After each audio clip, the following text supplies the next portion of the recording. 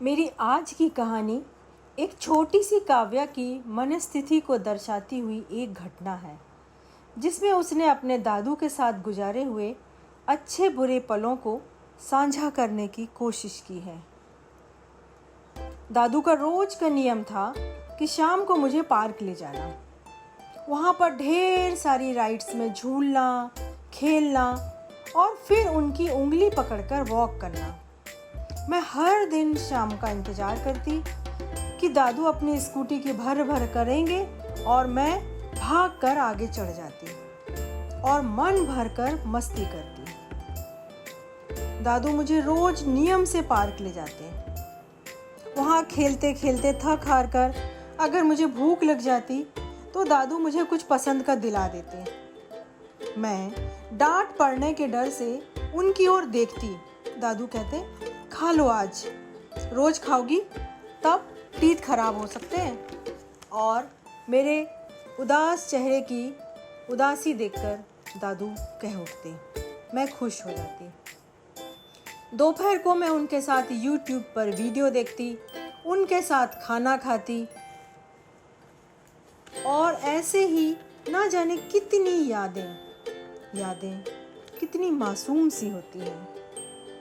ऐसी ही कुछ यादें थी मेरे दादू के साथ। जब मैंने 2 व्हील्स वाली साइकिल चलाना सीखी, अचानक से जब साइड के 2 छोटे छोटे सपोर्टर व्हील हटा लिए गए तो मुझे बहुत डर लग रहा था। पर दादू घंटों मेरी साइकिल का स्टैंड पकड़कर मेरे साथ साथ चलते रहते। कुछ ही दिनों बाद मैं साइकिल चलाना सीख गई थी। हम दोनों दिवाली के दियों से लेकर दादी के हाथ के बने नमकीन, खुरमे, लड्डू तक सब तैयारी में जुटे रहते। या फिर होली के रंगों से लेकर पिचकारी, या फिर पानी भरे गुब्बारों भरने तक, या दादी के हाथ की बनी गुजिया तक, जो हम दोनों दोपहर को धीरे से जाकर खा आते। दादी कहती, लगता है कोई गुजिया खा गया, कम कैसे हो गई? हम दोनों धीरे से स्माइल कर देते। ऐसे ही ना जाने कितने सीक्रेट्स थे हमारे, जो मैं किसी को नहीं बताती, सिर्फ दादू को पता होते। दादू कहते, कोई बात नहीं, अगली बार संभल कर करना। एक बार स्ट्रीट डॉग वाला पपी ले आई और दादी चिल्लाई, काव्या इतना छोटा पपी कहाँ से ले आई? उसकी मम्मा ढूंढ रही होगी, जाओ छोड़ आओ। पर दादू और मैंने उसे कटोरी भर दूध पिलाया, फिर सबसे छुपाकर कपड़ों के बीच रखकर सुला दिया। हम लोग रोज उसे दूध देते और वो अपनी छोटी सी पूंछ हिलाकर हमें थैंक यू बोलता। धीरे धीरे वो थोड़ा बड़ा हुआ और एक दिन रात को वो गेट के नीचे से निकलकर भाग गया। सुबह हम लोगों ने बहुत ढूंढा पर वो नहीं मिला। फिर हमेशा की तरह दादू ने अपनी स्कूटी उठाई और हम दोनों उसे ढूंढने निकल गए। दूर दूर तक ढूंढते रहे पर वो नहीं मिला। हम दोनों उदास से वापस लौट रहे थे, तभी हमें वो एक पेड़ के नीचे बैठा मिल गया। हम उसे लेकर घर लौट आए खुशी खुशी। फिर धीरे धीरे हमारा घर से बाहर जाना बंद कर दिया गया। सब लोग बार बार कहने लगे, कोरोना नाम की महामारी फैल रही है, दिन भर हाथ धोना है, मास्क लगाना है और अनजान व्यक्ति से 2 गज की दूरी रखना है। पापा बार बार हिदायत देते रहते, काव्या हाथ धो, मुंह पर हाथ नहीं लगाओ।